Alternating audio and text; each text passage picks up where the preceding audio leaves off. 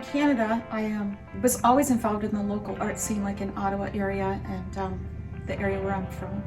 And so I was getting into all these shows, and also did a couple in the States at the local museum in Ogdensburg. So I was like going back and forth all the time.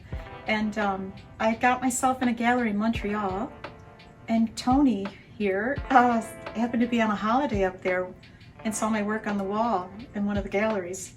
And he got in touch with me. I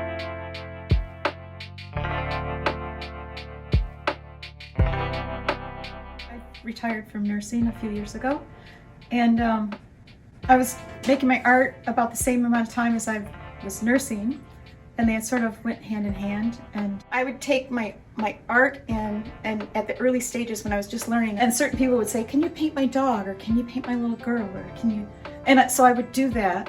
I think that my patients at the hospital really played a big part in it, because I remember they really encouraged me a lot. I was trying to always bring some sort of distraction or something to the people there, but at the same time I was learning and trying to grow with my art. And I just sort of knew at an early stage that I wanted to do this, that I wanted to do both and be an artist in my retirement years from nursing. And it just all fell into place, like, perfectly.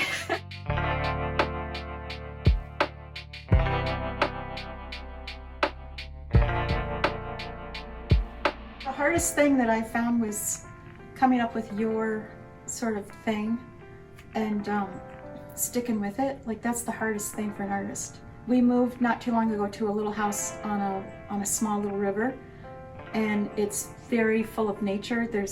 You look across the water and there's no other house there, it's just nature. And I love canoeing and kayaking, and I mean, we often will have supper and I'll be like, Dennis, let's go for a paddle. Can we go for a paddle? And he always says yes.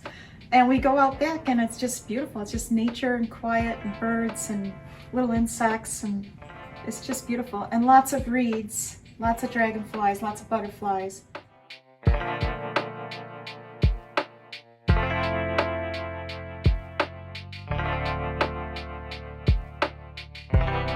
can tell you that, yeah, it's acrylic works on canvas.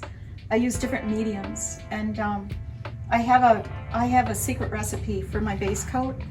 And I've heard Tony say that's a gesso base, right, Hannah? I'm like, yeah, Tony. But really, it's not just gesso. It's got other mediums in it.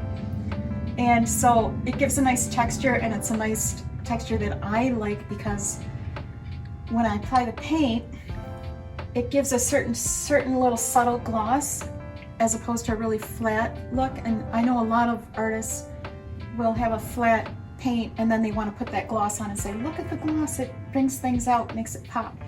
So I've just managed to come up with a way that I can do that without having to do the varnish at the end, what a lot of people do. It is a secret sauce, and it's I might share it someday, but I'm not quite ready for that just yet. And yeah, it's a lot of layers.